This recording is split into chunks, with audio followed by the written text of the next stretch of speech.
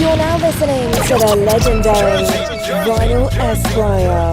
Vinyl Esquire. Check it. Yeah. What's good? You're now listening to the legendary Vinyl Esquire. Vinyl Esquire. Vinyl Esquire. Vinyl Esquire. Culture, truth, music. Vinyl Esquire. Vinyl Esquire. Hello world. I want to welcome you to Vinyl Esquire, the podcast that delivers culture, truth, music. Would you join me, please, in welcoming DJ Rip? Hello world, I want to welcome you to Vinyl Esquire, and my name is DJ Rip. And Vinyl Esquire is the DJ podcast that uplifts the DJ culture and honors our legends. So without further ado, I would like to welcome to Vinyl Esquire, the legendary DJ, the legendary producer from New Jersey, Mr. Ghetto Man himself. I would like to welcome to Vinyl Esquire, the legendary DJ K-Def. Yo, what's good, Vinyl Esquire. DJ Rip, what's up, brother? How you doing, man? I'm good. Blessed. Well, K-Def, it is a privilege for you to allow me to interview you and dig deep into your vast, history as a DJ and as a legendary producer. Right, no doubt. Appreciate that. No question. So let's go ahead and get right into it. Let's go right back to the beginning. K-Def, tell me who or what made you want to be a DJ? Wow. I must admit, the first time I really wanted to DJ, I believe it was 1983. One of my boys, he was a DJ. I could play basketball when I was a kid, and he was a DJ. And one day he said, "Come on my house, okay?" And I never forget, he was rocking. He had two Real Roxanne. What was it? Hit Me Howard T when she did the the last night changed the law kind of thing that Howie T had. I forgot. It wasn't Bang Zoom. It was the first song, but it was Howie T, and he was rocking that. Right. And he was like, "Yo, yeah, mess with it, man." And I kid you not, within 20 minutes, he came back and said, "Yo, you need to be doing this." So, I didn't really pay no mind to it. And, I came home and I was breakdancing and popping and rapping and stuff. And that was cool. Because it was a lot of the Treacherous 3 and stuff like that I was involved. I was loving that stuff. And, one day, I kid you not, man, my pops had a floor model turntable. And I mean a floor model with the TV inside, with big speakers. And, I was jigging on it, trying to do something. And I'd never forget, I broke the needle the first day. And I was so desperate that I bent a nail and put it up in the tone arm. And I was destroying records. My pops came home. Wow. My pops came home and was like, "What in the world are you doing? You're killing these records." And these were his records. I'm talking about Joe Sample and Crusaders and stuff. I was just wilding because I ain't know no better. But long story short, about 83, 84, I heard, what was it? I was listening to, I think it was a mixtape of Grandmaster Flash. I heard a mixtape of Grandmaster Flash. It was a crew back in my hood back in the day, and they was called Vice Squad. Okay. And they was a lot older than me, and they would do all the parties, and they was real hip, and they was part of the hip hop scene back then. And I remember being in the park playing basketball, and they was playing Flash, and he was killing Good Times. I mean, he was killing Good Times. And after that, I ran home. I told my pops I need some turntables, and I'd say about 84, I got my first set, and I didn't even get, back then everybody was rocking B1s, right. And I had me a pair of straight arm B1s, and there was jokes for days because the belt wasn't nowhere near as strong as the curved arms, whatever. But that was when I first wanted to get into DJing from just wanting to get two turntables, Got you. So you would say that this was in 83, 84. So would you say that this was when you actually started DJing, or when you got the bug to want to be a DJ? Yeah, I actually got my turntables in 84. Got you. So did you have a DJ name at that time, or what? Or have you always been K-Def? Nah, I had like a gazillion and 5 names, man. But I know I had Fresh K, Dr. Jammenstein. Wow. I had some crazy names, man. Super K, you name it. But the main one I was rocking with, I think around that time, was Fresh K. Fresh K, got you. Yeah. So did you have any particular DJ influences or inspiration? Because you're from New Jersey, right? What part of New Jersey? Right. I'm from Passaic, New Jersey. I'm 10 minutes away from Patterson, and I'm 10 minutes away from Newark. I'm in the middle of both of them. It's funny you said that because, I was a real diehard, recording every week, In Control and Mr. Magic and Awesome 2 and Red Alert and Chuck Chill Out. Right. I was recording all those dudes. I had all the tapes, but there was one thing that I could say that elevated me and inspired me, and that was like, I want to be dope DJing, was two things. The first one was I heard a mixtape of Cash Money, and he was killing Pump Me Up to a point when I'm like, what in the world is going on? I thought that was it. Now, mind you, he's from Philly. So I knew already about Philly, you know what I'm saying, because I heard about the DJs there. And I mind you, I'm like 15 now, 15, 16. Right. And the final straw was they wound up putting on a record, but I was actually listening to the radio, and I never forget WBLS. It was Mr. Magic Show, Molly Mall, and they played the live at Union Square live before it was a record. Right, with Jazzy Jeff and the Fresh Prince. I got to hear Jazzy Jeff. Right. Yeah, I got to hear Jazzy Jeff and the Fresh Prince. I was never really a fan of Fresh Prince. His rhyming and all. Okay. But I love that first, that first album was crazy, whatever. But I heard Jazzy Jeff, and the first time I heard the Transformer scratch, and that was pretty much the end of everything, where it was like, I wanted to learn every scratch. And, of course, I recorded it on my cassette, so I had it. So, I would sit and listen and try to emulate, and everything was mad hard, and I had to figure out how I had to have the fader. But that was that was my biggest inspiration to become a DJ, cutting and scratching and trick DJ, was Jazzy Jeff at Live in Union Square. Gotcha. And that was like 86, I think. Yeah, I think that was 86, 87, I believe. Yeah. Talk to me about the early days for K-Def or Fresh K. That's what you said, right? Yeah. Talk to me about those early days, because you said you started, 83, 84 was the bug, and you started DJing around that time. You got the turntables, and now here's your inspiration to want to cut and scratch in around 86, 87, hearing this Jazzy Jeff live at Union Square. So talk to me about the early times for K-Def, those 80s. Talk to me about that. I was kind of fortunate in my situation. Like, there's a lot of DJs that came up and was around hip hop, but the advantage I had that, not too many people know is that, Awesome 2 was from my hood. So Special K lived in the same city as me, and Teddy Ted lived in Hackensack, and basically, that's where I was born at. So, I had access to hip hop at, like, for instance, all the well-known groups that wind up making records in those times, they all came to my town and performed, and I got to see them live. Right. So I was seeing all the DJs and their styles and what they were doing, from the Jam Master Jake, God rest his soul, to Eric B, EPMD, Nice and Smooth, a whole bunch of different artists, and Beastie Boys. And I was able to see things that a lot of cats was not seeing. Even in New York, they wasn't seeing. Because, we had something here called the Capitol Theater before they tore it down or whatever, but all the main groups, from rock groups to jazz groups to soul groups to even hip-hop, was performing here. So I got to see a lot. Okay. And the end of the day was, in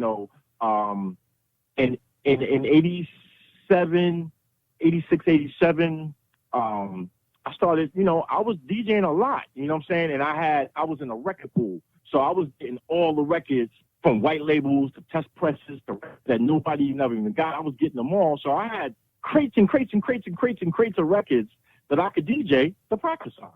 You know what I'm saying? And I was a junkie in the sense that my parents wasn't letting me go too far or nothing, because they was not really believing anything that was going on. I thought it was a fad. But from 78 to 85, I was listening to Africa Islam and Awesome 2 and them 3, 4, 5 in the morning at 8 years old. So I was hearing DJs, I was hearing stuff just mesmerizing me to the point where it was just like, yo, you know what I'm saying? By the time I got 15, 16, and I started, I got to high school and I started doing the parties, yeah, I kind of made a name for myself, did some battling. And then once again, I was with Awesome 2 at the time. So Awesome 2 was doing a lot of parties in New York. So I was DJing in New York. So I got to see, DJ Premier and all these dudes when they were just starting coming up with records. I was DJing in a lot of those parties. So, my background's a little different than everybody else's because I was real young in older crowd environments that I wasn't supposed to be in DJing. So, you know what I'm saying? So my influence was mainly that, I got pushed into something that I was really connected to. And then I got, well, you here now, bro.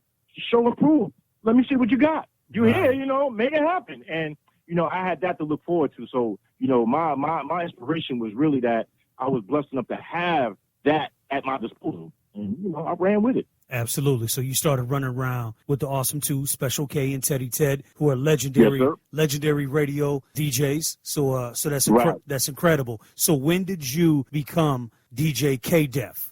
At first, I was KD, and I never forget, I was in the studio, and I was recording with this artist from my town. This was my first record I ever was like part of. I was DJing and looping and stuff like that. I never forget. We was in the studio and we was with Steady B and them DJs named KD. Right. At that time. And this was before Bring the Beat Back came out. You know what I'm saying? So it was on its way coming out, by the way. And that's what it was a little argument. And we were sitting in the studio, we was talking. He was like, yo, what's your name? Yo, the DJ, yo, I like this track y'all working on. What's your DJ? And I say, KD. Said, huh? That ain't your name. That's my name. Sure enough, not even months later, Bring the Beat came out. Bring the Beat Back. So I was like, right. You know what? I had to change my name. 88, I came K-Def. And right around the time when Tribe Called Quest had Benita Applebaum and all that out, you know what I'm saying? The Juice Brew era was switching over to the more crazy sample-centric crazy era.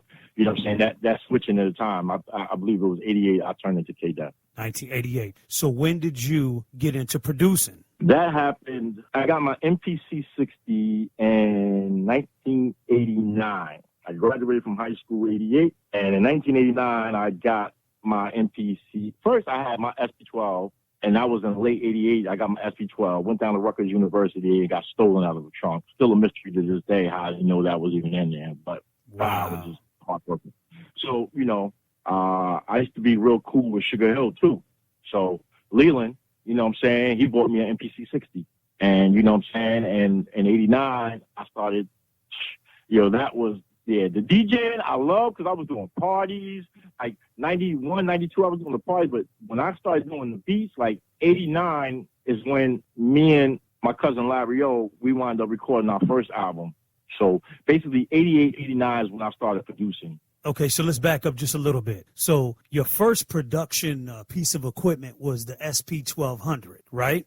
Well, it was SP12. SP12, got you. Right. Okay. But not my first level production was the Casio SK1. Okay. That when I was messing with this group called Side Effects with Awesome 2 and of course LOG, you know what I'm saying? I was using that, you know what I'm saying? But when I finally started doing it like for real, right before the time I hooked up with Marley and all that, yeah, in 89 I was rocking the MPC 60. Okay, so what even made you want to get into producing? Now you're a DJ, you're running around with the Awesome 2, you're in Jersey, you're running around New York, and you're clearly fully invested into the hip-hop scene at this point, right? So you're now DJ K-Def because Steady B and KD, they put out the Bring the Beat Back record, so you changed your name to DJ K-Def. Okay. Right. So what made you even want to start producing? Well, funny you say that is because my mother and father had a great musical background. My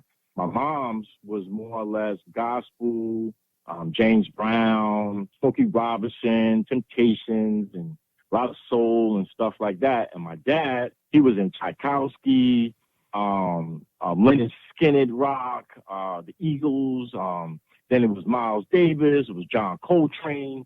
Right. My dad was all over the place with everything. So I had, my pops had a lot of records. So I had a lot of, I was buying hip hop and like the how can I say, the familiar records like the Isaac Hayes, Ice Moon, and the Nautilus and the Mardi Gras, and Steve Miller, Fly Like an Eagle, and stuff like. I had those kind of records, but my dad had like the rare Blue Notes and all this other stuff. But anyway, one day, Biz Markie comes out with "Make the Music with Your Mouth Is," and I'm hearing Isaac Hayes, Ice Moon, just going ding, ding, ding, ding, ding, and just kept looping and looping. I'm like, hold up, wait a minute, what? My pops was listening to that record when I was a kid. Right.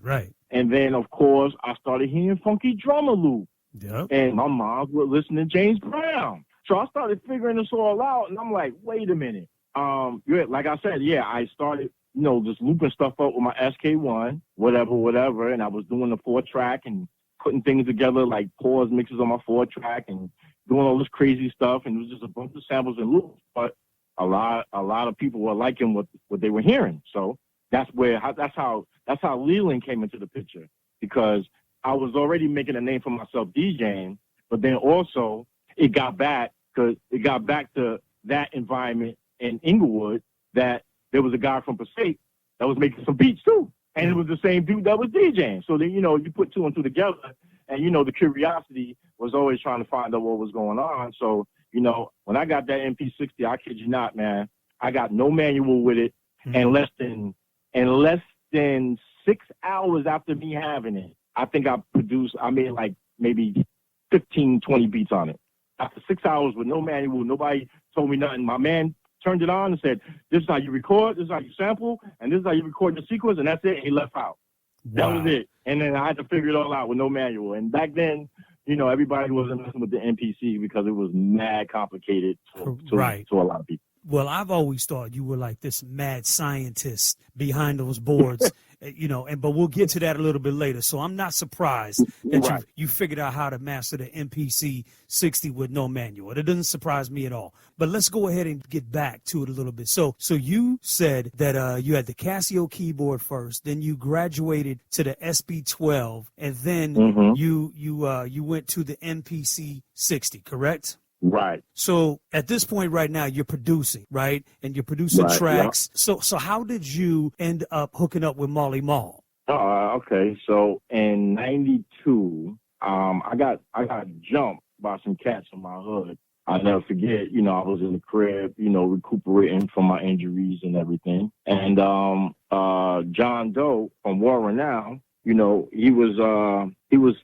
actually, he's from Queensbridge, but actually he was living in my town, Passaic. And I'll never forget, he came by my house and was like, "Yo, check it out. Marley Marl's my cousin, man. Yo, we get 10 joints, man. Yo, we can get on, man." I'm like, "Word?" So I'm like, "All right, we'll see what's up." So I went to my man, because he had a studio around here in my town. We went and recorded 10 songs. He got the song, 10 songs of Marley, and, I ain't hear nothing. And then one day, my doorbell rings, and I go, it's the intercom. I'm like, "Yo, who is it?" He's "Okay, what's up? Yo, it's Marley. Yo, come downstairs." I'm like, I'm laughing.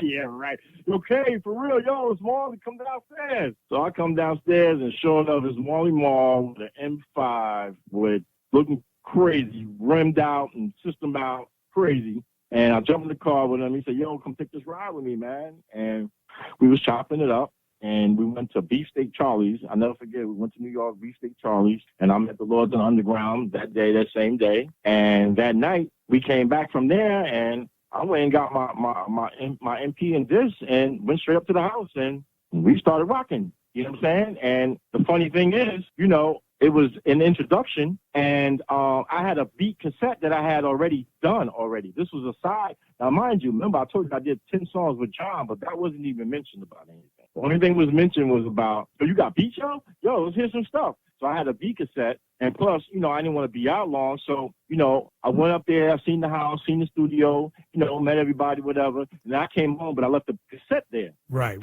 Man, and the next day, the Lords had already picked Funky Child, and what was it? Funky Child beat was on there. The Bricks was on there. Chief Rocker. And now Chief Rocker wasn't on there yet. Okay. Chief Rocker was near the end, later, a little bit later after. But once Funky Child was done, that's when they wanted to go and do that song, and that was it. Then I was there. I was at the house every day. Okay, so we jumped forward a little bit. Now, I don't want to miss this. So clearly Marley Marl came to your house because you and your man made this 10-song demo, right? And he gave it to him, correct? So Marley Marl, clearly at the time, legendary DJ, radio producer, and iconic in his own right. This is Marley Marl just shows up at your house, right? Yes, sir. Tell me what you believe Marley saw or heard in you that made him just show up at your door.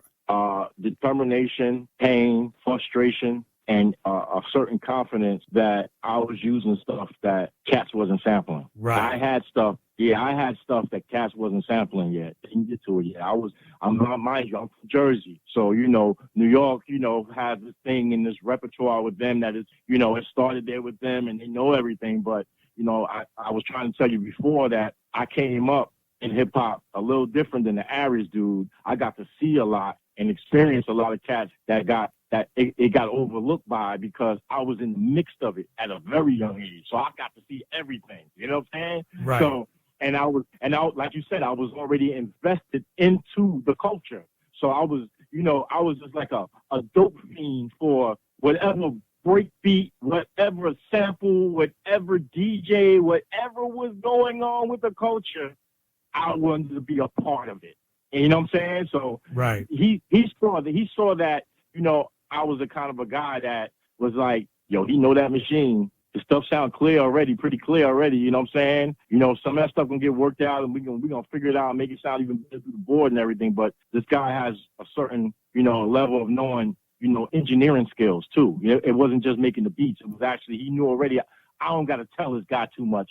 I ain't gotta be even on top of him too much because he just got a willingness and the drive to want to do it himself. And I believe that played a big part of it. Got you, because Marley Marl is an engineer himself, right? So he could definitely hear that in the way you put your tracks together. Now, how did you approach your style of production? You said that he heard a lot of samples people weren't using, and just the way you put it together. Now, to me, when I listen to your production, just like Funky Child and Chief Rock and multiple others, there's a lot of obscure samples and a lot of obscure sounds that the average might not use. Was that how you approached your production? Was that, your whole, approach? Talk to me about that. My approach was, I wasn't fortunate to have a mother and father that could provide financially what I wanted to do, one. And number two was, whatever dollar I got, most cats at that time would either go buy Jordans and sneakers and clothes and party and all this other stuff. And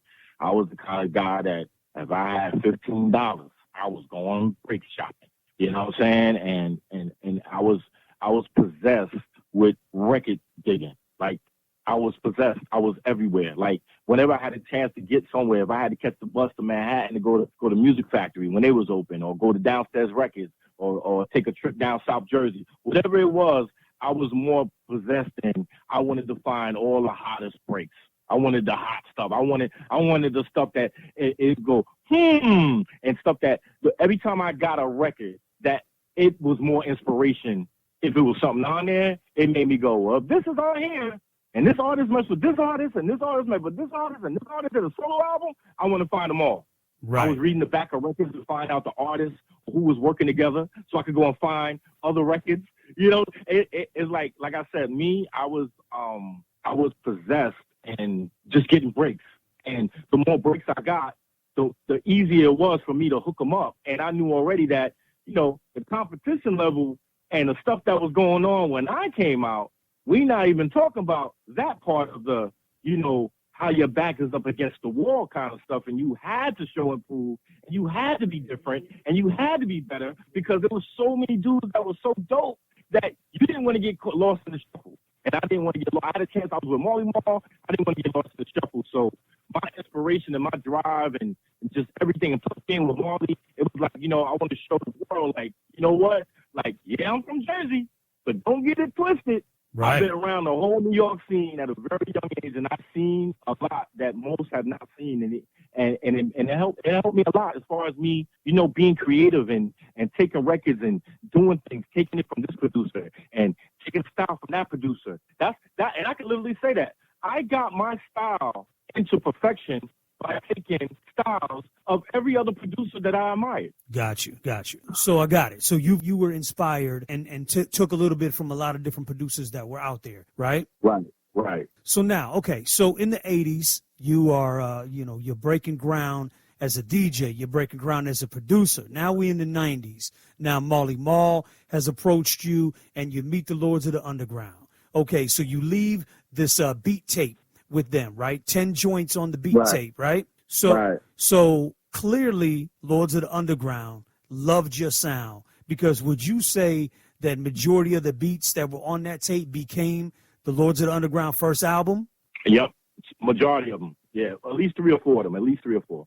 Got you. So let's talk a little bit about, these hit records, Funky Child by Lords of the Underground and Chief Rocker by Lords of the Underground, just to name a few of their hit records that you produced. How was it like in the studio, and what happened with Funky Child and Chief Rocker actually putting these things together, going from your beat tape to, a finished product? Well, to be honest, I wasn't too thrilled about Funky Child. The Lord believed that that I didn't like the beat and everything. Man, it wasn't really that. It was just the fact that,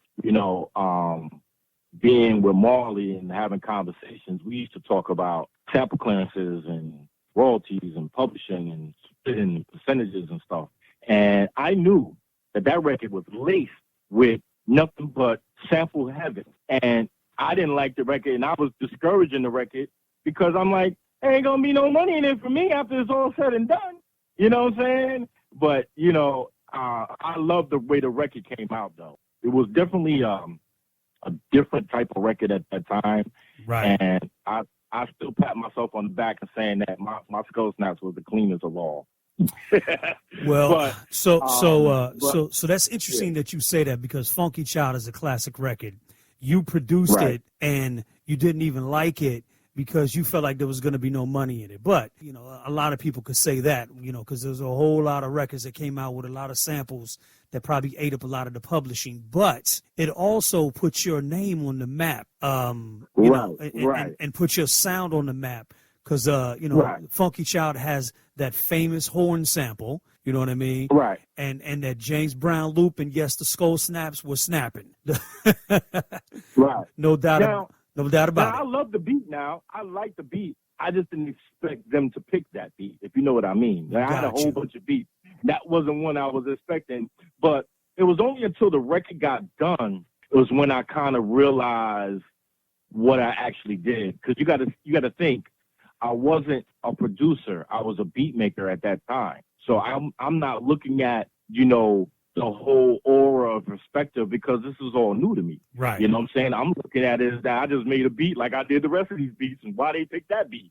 You know what I'm saying? But like when it got done and was all said and done, I think I really fell in love with it was the day I was driving down my street in my car, and one car went by playing it, then another car went by playing it, and then another car went by playing it. This is all at the same time. And I'm sitting there going, wow.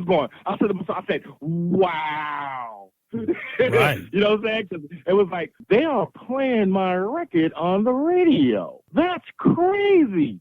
You know what I'm saying? And when your own mother say, Kevin, man, if I was in the car, I could have sworn I heard your record. I know that was your beat because I remember you did it in the house. I kept hearing it over and over again.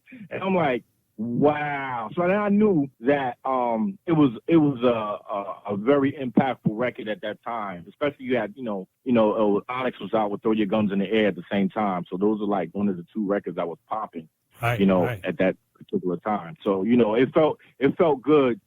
Saying for that to happen. And like I said, I always say I never didn't like it. I just didn't like the fact of it that for this to be my first song, right, I ain't gonna really see nothing. You know what I'm saying? That was my first song that I ever did. And that's, so that keep that in context and understand that was my feeling behind it. Not that so much didn't like the beat, right, but just the fact that, politics is politics. It is what it is. Absolutely. So Funky Child was one of your first introductions as a beat maker, producer, producing a hit record. Now, here comes Chief Rocker. Talk to me about that. Oh, well, I was actually in my mom's house, and I was smoking a lot of burn, and I was burning a lot. And I'll never forget, I made that beat, and the next following day, I couldn't even remember how I made that beat. And I went upstate, and Do It All heard that joint, and Do It All. I know that's my guy. I love him with them. Do It All went absolutely crazy in the studio. I mean, he was jumping up and down. He was like, oh my God, this is it. This was it. And, I didn't realize, I liked the beat, but I didn't realize that was one of my first joints where, I chopped up something that everybody thinks is a loop, but it's not a loop. And that one kind of like resonated me for years. And I kid you not, years later, I still couldn't figure out how I made that beat. I mean, I eventually figured it out not too long ago, but, wow. But yeah, I was really bombed. I mean, I was zonged out. I was smoking, and I was just, the bass line specifically, it was a chopped up, and I did it on the pads, and it was just like, it was just like, whoa, like, right. What in the world's going on? Like, right. It had a certain feel that, man, it was incredible. I loved it. Right. Well, yeah, I mean, it's a dope record, and that song in particular, you know what I mean, from the ooh ah little sample and the bass line. Yes, the bass line I've been looking for years, and I'm like, okay, right. Okay, it sounds like a sample, but he clearly didn't sample this. I can't find this thing nowhere because I'm a DJ. Right. I'm a DJ, and I collect records and samples and breaks too, and that particular record, I was like, yo, he had to have played this. So, but once again, that's just a testament of your creativity and your talent with how you made these samples and these sounds sound the way that they did. Right. You know what I mean? Right. Marley used to always tell me, chop it up, Kay. Chop it up, chop it up. And I had to, when I started, I was looping a lot.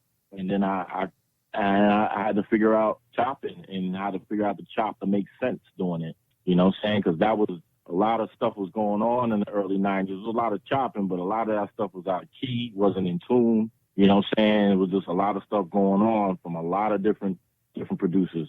Right. And I had to figure it out because I didn't like the way they sounded. When I did it, I could automatically hear it that it wasn't sounding right. Something wasn't right. And sometimes I got lucky, and then sometimes I made an conscious effort to sure it was in key and tune. But yeah. Gotcha. Yeah, So at that point, did you just become in demand? Because you produced a lot of artists in your career. For example, Ghostface, Diddy, J.O. Felony, Old Dirty Bastard. You worked with UGK and many, many more. Did you just become in demand after the Lords and after those records hit? Well, see, after the Lords, it was trashed into Hoodlum. And then after the Intelligent Hoodlum, it was Youngsters. And then after the Youngsters, it was Sabi. Our album never got released, but I did joints with her. And I did War Now. Their album never got released, but I had singles out on both of them. There were a lot of stuff before, like, let's just say Diddy was like, well, Puffy was like later down the line.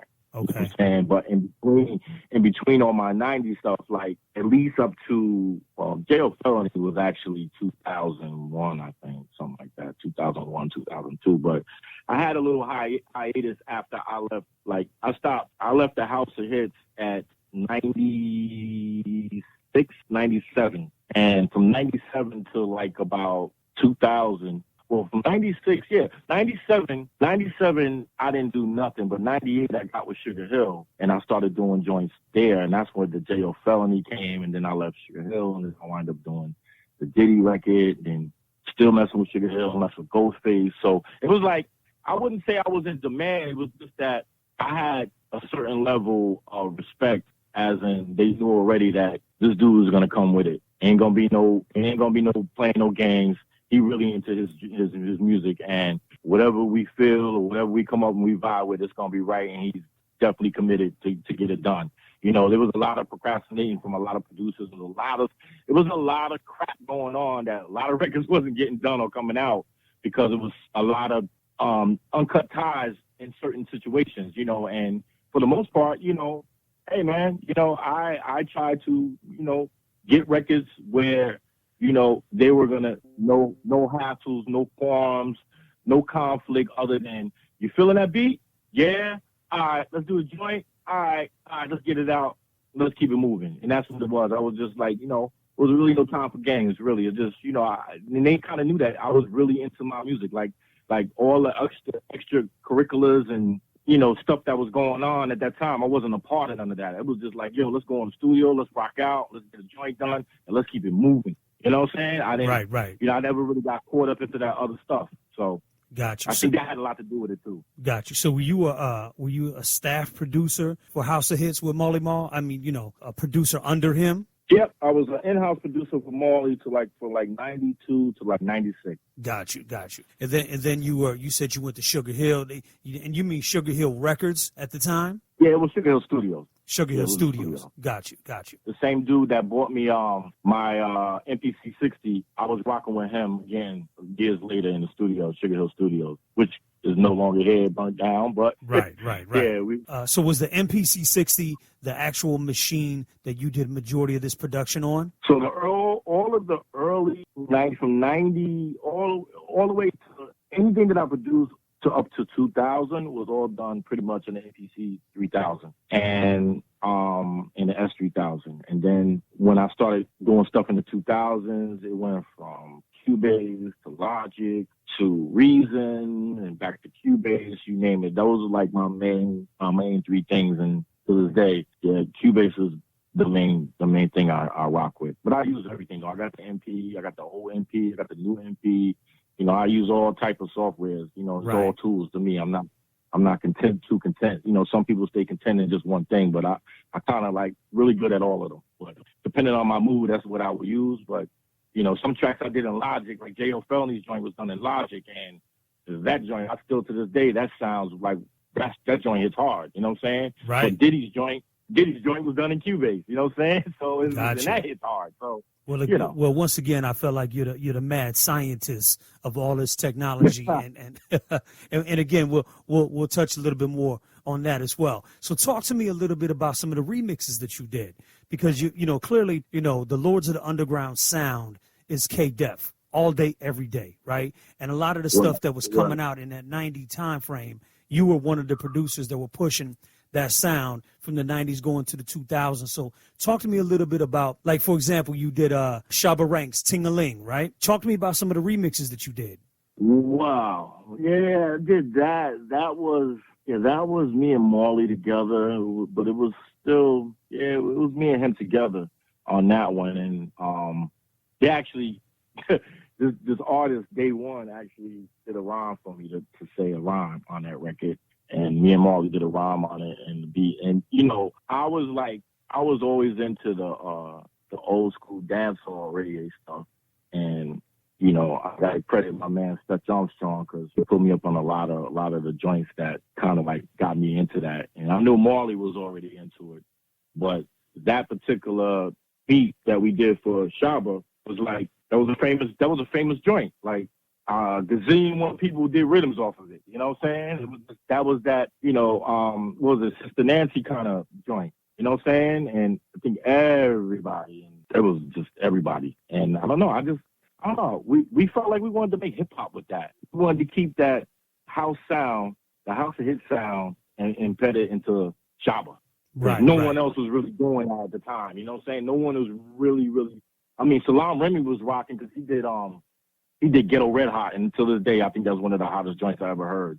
That it was just crazy what he did. But he was an exception. You know what I'm saying? He knew what time it was. But majority of stuff back then, nobody wasn't really doing that kind of real hip hop, boom bapish kind of drums with reggae, dancehall reggae at that. Right. You're talking about the reggae remixes of the dancehall records. Absolutely. Right. I mean, the reggae. You know what I'm talking about. Yeah, the reggae hip hop. You should know what I'm talking about. That wasn't really going on. That was like uncharted territory, but it was bound to happen because eventually dancehall did merge with hip hop. You know what I'm saying? KRS-One was a big influence that, you know what I'm saying? And, Mad Lion and a lot of everybody it started coming into its own near 95-ish, 96-ish. It was a lot of that being made, but absolutely. In the early days, Yeah, absolutely, because Mad Lion took it all the way to, it was, they weren't remixes, they were real records. It was reggae hip hop, basically. Right. Absolutely. Right. Now you get what I'm saying, right? So that's what we was at with it. We was thinking ahead outside of the box. not even just an experiment, but something that we wanted to hear that we felt it was different, that we never really heard. I never really heard. So, like I said, I've heard a lot of dancehall joints, but I never heard nobody remix it and do that. So, that was behind that. But it was one thing we haven't talked about that was one of the biggest times in my career that I was an artist. Right. So my next question is, talk to me about the group Real Live and your debut album. And your debut album was The Turnaround, a long-awaited drama on Big Beat Atlantic on 96. Talk to me about Real Live when you were a producer, DJ / artist. Talk to me about Real Live. Real Live, K-Def and Larry O. That's my cousin, and we was rocking ever since 87, 88. This all, and you'll see this picture that I'm going to paint for you, and you see how it all ties itself together.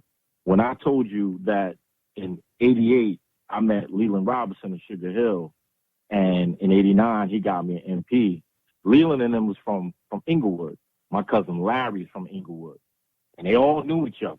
And what happened was, I was DJing in my town, Passaic, at a party, and someone told my cousin, because me and my cousin, we would see each other. I didn't know he rapped, and he didn't really know I DJ. So anyway, I did a party, and somebody got back to him and said, yo, you know your cousin Kevin, yo, he nice on the tables, yo. Nah, what are you talking about? Whatever. One day, him and his DJ comes to my town, and they do a party, and I come into the party, and it was like, yo, let them get on, yo. And of course, I destroyed it. Of course, I just wrecked all out, doing tricks with my feet, my back, and all that other crazy stuff they was doing back then. I was wild. And, we exchanged numbers or whatever. The next time one day, he comes over, and I never forget, we cut a joint on a 4-track with Trey Daniels, the Boogaloo. I had 2 12-inches of that. Oh, I wish I had 2 12-inches of it anyway, but that's a crazy beat. But anyway, we did a little joint to that. We get that to Leland, and Leland winds up hearing it, and Leland says, oh, I got to get him a machine. That's when I got my SP12. He stole that. He got me the MPC 60. So now me and Larry wind up doing an album. K-Def and Larry O wind up doing an album that Leland helped get together. We wind up signing a deal with Tab Dash Records with a dude named Dave Hyatt. And they called him Chief back then. It was in Harlem. And we were signed with R. Kelly and a few other artists. Yeah, I know I'm going back on you, but yeah, this is what it was. Right. Go ahead. Right? Things wasn't moving because there was a lot going on. So KRS-One steps into the picture. KRS-One has this boy called ICU, a big Boogie Down Productions. Right. But ICU is dating Larry's sister. So KRS-One comes into the scene now. And it's KRS-One, Heather B, Key Parker, and K-Def and Larry O. And he's trying to conduct this deal with us at Tab Dash, and it still didn't work out right. So we wind up doing songs. We did a few songs with Chris. They didn't come out, but we had a song called Uncontrollable that we did with Chris or whatever. Long story short, me and Larry had a falling out behind him because I think they went to the studio without me or whatever. Me and him had a falling out, and me and Larry stopped speaking for a couple of years. So pushing forward, in 92, when I got with Marley, whatever, we was going through groups or whatever. Marley said to me, yo, what's up with your cousin? You said he nice, right? I'm like, yeah, all right, I'll go holler at him. So one day we go to Sugar Hill, the studios, and I never forget, the great John Gotti is coming out, his car going into the building, and me and Larry's outside talking. And I was like, yo, cuz, man, I know we had our differences or whatever, man, you know what I'm saying? I'm going to let that ride. But, I got a situation going on with Marley. He's like, Marley? Yeah. You know him and Chris. I don't care about none of that. You know what I'm saying? Because, my cousin was still rocking with KRS-One. Right. And, remember, Marley and KRS-One had beef. So, you know what I'm saying? So, right. End of the day is, I wind up getting Larry to like, yo, you know what? Come stay at my house. You know what I'm saying? And we're going to work on some joints because I had a condo. I was doing pretty good. Lords Underground was already out. I was making a little bit of money, whatever. So, I had him come out. So one day, we do 4 songs. We do The Gimmicks, I Get Down for Mine, They Got Me, and Real Life Shit. And we had those other 3 songs done besides Real Life Shit. So he's by my house. I let him eat. We was eating, whatever. He fell asleep. It's like 5 in the morning. And I wake him up and tell him, I think we got one. What you talking about? I think we got one. Oh, we got one. And he heard Real Life Shit. for the first time, 5 in the morning. And I tell you right then and there, we knew that we was going to get the deal. And I never forget, we had that song done, we recorded it. You know, everybody's excited, whatever. We went to a few labels, you know, Russell, a lot of people, you know what I'm saying? Everybody was, you know, inching to sign us, but nobody was really moving. And we didn't want to really wait too much longer. So we wound up getting up with Big Beat, Atlantic. And I remember Reef hearing it, and that was it. You know what I'm saying? We wind up getting that deal, and we wind up putting out that single first with Crime is Money on the B-side. And, you know, I never forget to this day, like, I had a certain impact with the Lords and the Youngsters and all the stuff that I was doing prior to that. Right. But I never forget the impact that Real Live Shit had in the streets. I can literally say the only song that I remember similar to that kind of impact was Who Shot You. And when I mean that we would go to Harlem and be a bunch of dudes out when Harlem was wild and crazy and it was just crazy.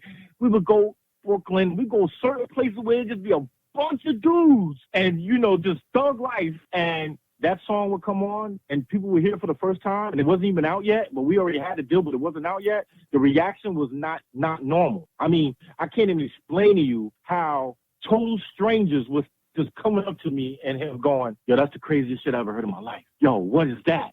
Yo, bugging. You know, that song wound up going number 1 in New York for a long time and went number 2 across the country. Right. For a while.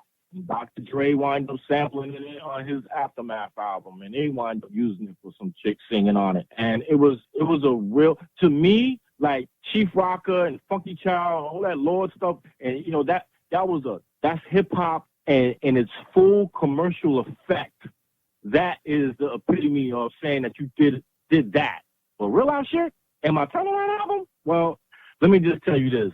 Respect goes a long way in the streets. And for that one record helped me get work later down the line. You know, when they say they want a beat from K-Def, yo, I need you to make a beat like you did that Real Live shit, like that Larry O shit. Give me something like that. Right. They ain't telling me to make a Chief Rocker beat. They're not telling me to make a Funky Child beat. They're telling me to make a Real Live shit beat. They want a drama, kick you in your mouth beat. You know what I'm saying? So, right, gotcha. So the group Real Live was Larry O, the narrator, was the title Real Live, and the drama and the intense action that came from it was from me. Like, I was the super energized, charged battery that was ready to explode, and I had to have everybody, including my cousin, narrate what I was feeling at the time. You know what I'm saying? I can't explain to you. Real Live is the identity. K-Def and Larry O was the group. But Real Live is the identity of, you know, if I made another record, it would be Real Live featuring so-and-so. Real Live featuring so-and-so. It won't be Real Live is just K-Def and Larry O. Real Live is what is coming from this particular brand of sound and music and what you're getting. So that's what the Real Live was all about. You know what I'm saying? K-Def and Larry O has always been K-Def and Larry O. Larry O to me was always a step ahead as far as, you know, his lingo and what he's seen and what he learned and what he was saying. A lot of cats was, you know, comparing to other rappers, whatever. But, you know, the stuff that people were saying in 95 and 96, Larry was saying it back in 88, but we didn't have a deal. Right. A lot of the records that wind up coming out in the later 90s, me and Larry did that back in 88. You know what I'm saying? And I'm being real with you because I have no reason to lie because, you know, we used People Make the World Go Round before EPMD. We used the Big Payback beat before the Big Payback came out. We had that done in 88. You know what I'm saying? Wow. We had more P's that Traj wind up using for Game Type and all this other stuff. We had that done in 88. But that album never came out. You know what I'm saying? Wow. And like you asked me, you said to me, what was inspiring to me? It was the frustration and the aggravation that I was so ahead of having stuff and I was ready for it, but business could not be done right. And it finally took me to get it with Marley to finally get my album out with him. Wow. That was going to give me the drama, the raw, the street, the crazy rah. Larry O was the only one who's going to give me that. No other rap doing that because they were too scared to do it. I wasn't even into that.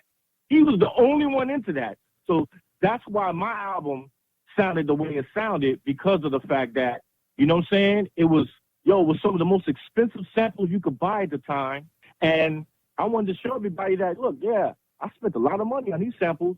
And guess what? To this day, there's a lot of samples on there that some used after the fact, but the fact of the matter is I used them first. Right. And the end of the day was I wanted to make it impactful that I was had a lot of competition as a producer, because there was a lot of producers out, man. Bob, Right. Professor, RZA, Dre. It was a ton of dudes out that was nasty with it. Law Finesse. You had mad dudes out, and you had to show. You know what I'm saying? So, but yeah, Real Live was the one that I'm most proud of as far as something that I did on my own. Right. You know what I'm saying? Like, right. So I did on my own. I came out as a group, as we intended and started with back from '88. right. This is what I intended the vision for it to be. You know what I'm saying? Producing all the other groups, I loved it. It was a great experience to help me get on. And, and I'm blessed and thankful that happened, because you know what? I don't think if I had a chance to do it all over again, I don't think I'd change anything, because it came out. So it came out and people got to hear it. Right, absolutely. So the Real Live was the movement and the brand, and K-Def and Larry O were the artists. So you were putting this together. You were putting this together in the late 80s, and you got with Marley Marl, did all that production, and all that was going on in the interim, and then you finally were able to put out the Real Live album in '96 on Big Beat in Atlantic. So Exactly. But you only had one album, is that correct? And that set up everything else afterwards. I feel good about that. So Real Live, you only had one album, is that correct? Mm-hmm. So what happened with that? Why was there only one album with that project once it finally came out? Well, under unforeseen circumstances that were out of my control, we got dropped. And it had a lot to do with some situations that happened up at the label that were uncharacteristics of my cousin, and it resulted in us losing our deal. So, I was blessed and thankful for the album came out. I didn't like the end result, but it is what it is, man. You live and you learn, you know what I'm saying? You just keep it moving. Right. So, right. Like I said, we working now, you know what I'm saying? We got a new album ready to drop soon now. I put out a song with him last year. I put a 7-inch out on him just to let people know we still alive and we doing it. We real cool, we close, and we working, and we ain't trying to rush nothing.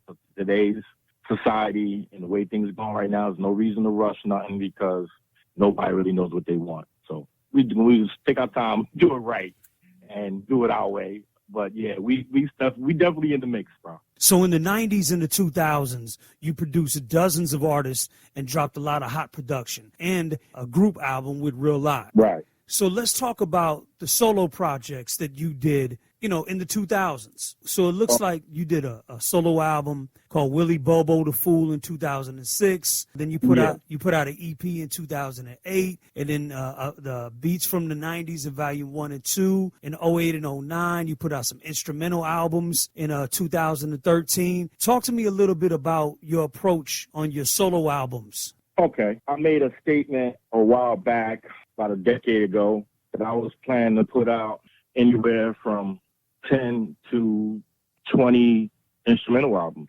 and to let people know that, I got a ton of music, man. And I ain't really afraid or shy to put nothing out, because I constantly keep making it. Well, each year that goes by, at that time, I was, every day of the year, I was making tracks. And they were piling up year after year after year. And, I was like, I did the submittals to all the record labels for the artists and the A&Rs and the managers and all this crap. And it was just, nothing wasn't really flying. You know what I'm saying? They were like, oh, it's hot. Oh, the artists don't know what they really want. Can you do a hook for it? What kind of hook? Well, we don't really know. And it was going on, and I got tired of it. So, in 2009, man, I was just like, I got Willie Boo the Fool out, and Beats from the 90s, because there was a lot of cats wanting to hear some of the old stuff that I had of the machines and stuff still. So, and I'm about to put a new one out called Beats from the 90s Volume 3 that's coming out real soon. It's in production as we speak. But anyway, I got to a point where it was like, what am I doing this for? So I was like, you know what? I can't just hold on to this stuff on my computer, because if something happens to me, no one's really going to know what to do to get it out. Right. So absolutely. I'm like, you know what? Let me just get in and start putting this stuff out. Let me put it together, put it out. You know what? Fine. It'll get to the point where, my catalog and my ASCAP and all that. Some of the stuff I can, register, I will. Things I can't. But, I'll have it that if something happens to me and, I got a catalog, if somebody wants to use something, they can use it and license it from me, and I can keep it moving. Because that's all I was looking at is like, you know what? I might not be able to get to this rapper in 2010, but I might be able to get to this rapper in 2013, but there's no guarantee that I may have any of that music, the original music, master to re-record it. So if I got a 2-track of it and it's permanent and it's done, then guess what? Hey, why not? You know what? I can at least give you this. You can use this, a starting point to do whatever it is we're going to do down the line. And, that's all I was really thinking about was just like, you know what? Let me just keep putting them out. And I mean, I got a lot of instrumental albums out, man, from the Unpredictable Gemini, the One Man Band, the Exhibit. Jeez, man. I mean, and they're all just instrumentals. Some got a couple of songs on it with rappers on it and whatever, but majority of it is just, good music for your playlist for you to listen to and hear and understand that everybody's not doing music the same. There are hip-hop producers still doing music, but, everybody has their own style. And I just want to just show people that I'm versatile in my style, that I can give you an old MPC 3000 beat, or I can give you an MPC Renaissance beat, or I can give you a computer-based beat. I can give you a live kind of track if you want. You know what I'm saying? Depends on whatever I'm feeling. So, I just look at it. I love music, man.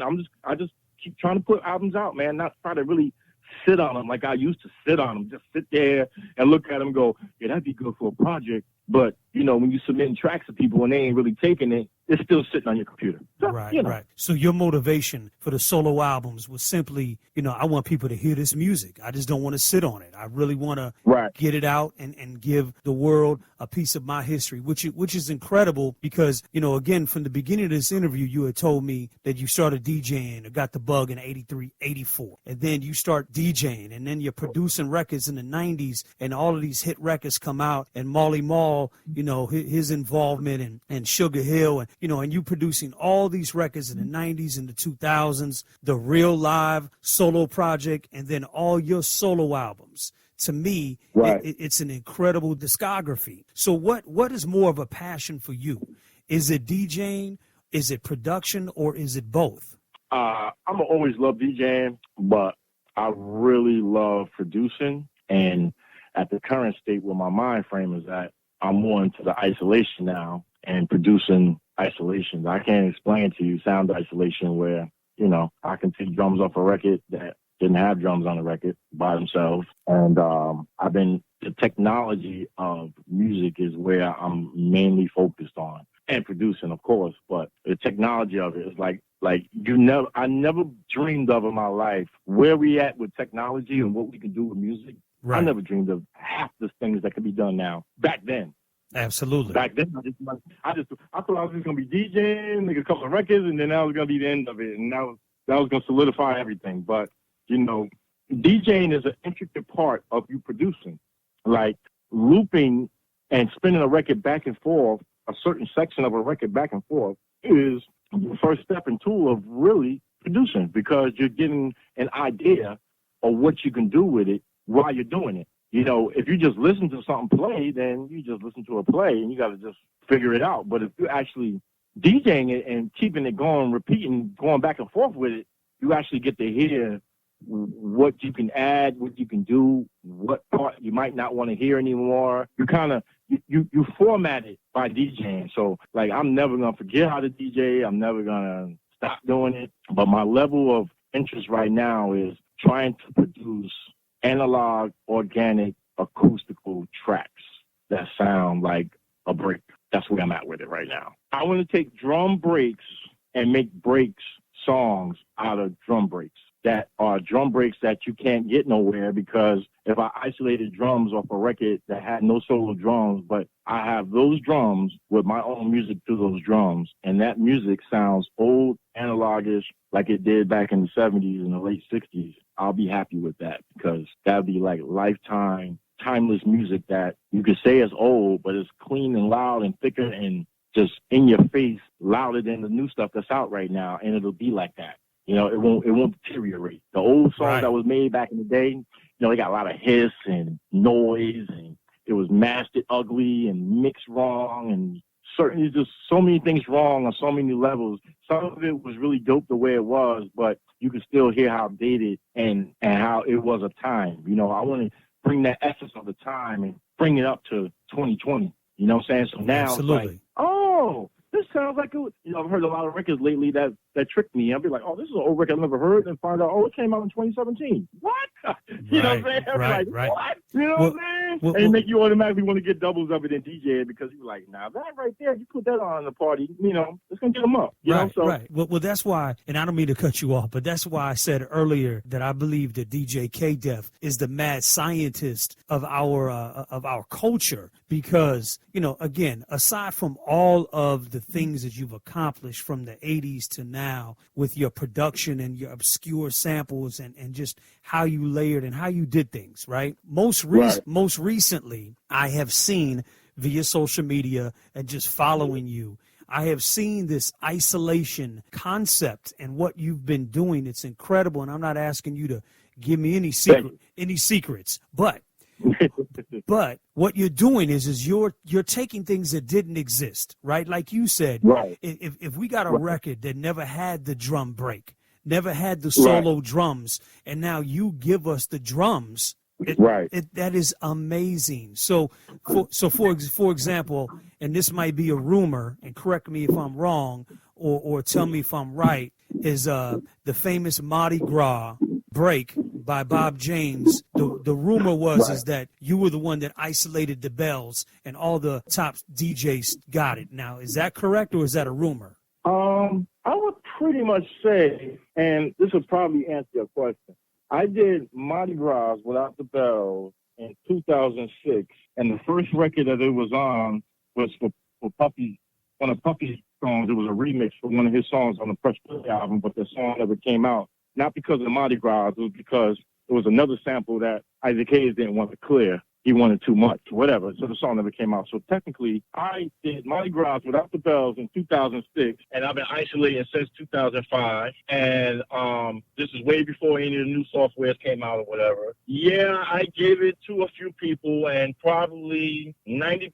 of them who have it probably got it from me originally. But I will say this, the version that I got, nobody got. So I have a version that I didn't give everybody. So the version I gave out is not the version that I have. So when I go and I rock and I do parties or whatever, I'm DJing somewhere and I play my version of it, you know, I got nothing but DJs and producers coming up to me asking me what's up.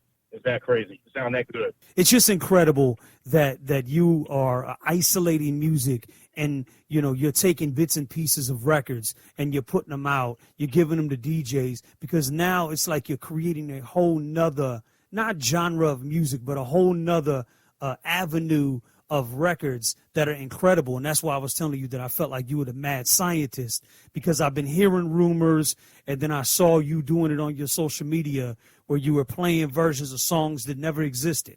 You know, records with bass lines, without bass lines, with horns, without horns, acapellas that never existed. So it's really incredible that you're sharing this particular talent to the world. And by the way, DJs are going crazy and they want it. So, you know, keep putting it out. And as a matter of fact, you can send anything to me that you like. But anyhow, so K-Def, tell me what projects you're working on now in the 2020. Well, in 2020, I plan on launching a few artists that I have that I've been doing songs with over the years, that I've collected some songs. And what I plan to do is put out a song a month on digital streaming from like 4 or 5 different artists that I got. That's one of the things I'm trying to do, because I feel like that's the one thing that I don't have a lot of on digital streaming is a lot of records, newer records with rappers. And I'm trying to focus on that. Second of all is I have an MPC project coming that is from the olden days.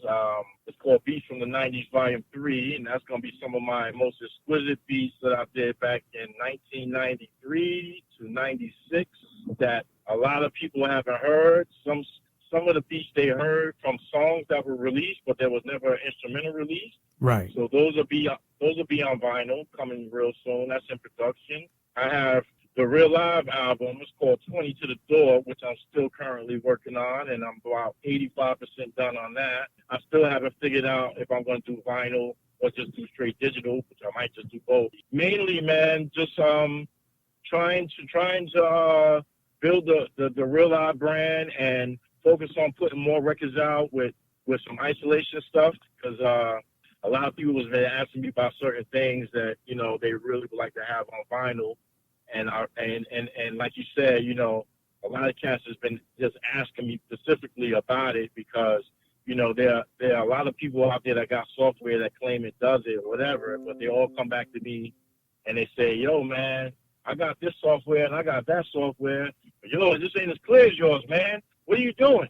And I can't tell you what I'm doing, but right. Well, if you can't tell me what you're doing, at least can you put some of this stuff out, man, so I can sample it, man? And that's the main thing. I want to help the culture be able to make a different array of hip hop that we've been accustomed to, that's been lost in the sauce, and some of the newer generation can utilize it with their new style of making music today and incorporate it into their sound to bring some of that essence back into it. Instead of us always hating and saying that we don't like this new mumble rap and trap and all this other stuff, let's figure out a way that will entice them to use some of the things that can make the music sound a lot different than where it do, and hopefully gain a new fan base and a new way of culture of we can do hip-hop and not worry about, oh, we're going to get sued. Oh, we can't just use this. Oh, we're not going to be able to use that. Oh, no. Let's leave the politics out of it. And you know what? Just pick a guitar that's solo